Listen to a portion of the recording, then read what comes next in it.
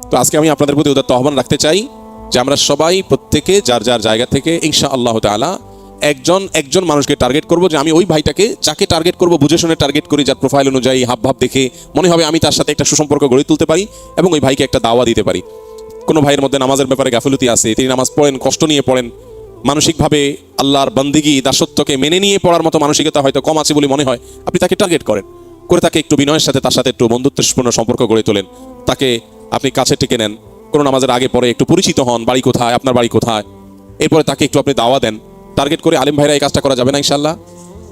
আমি খুবই কষ্ট পেয়েছি, সত্যি খুবই কষ্ট পেয়েছি। আমি এতটা ভয়াবহতা আশা করিনি।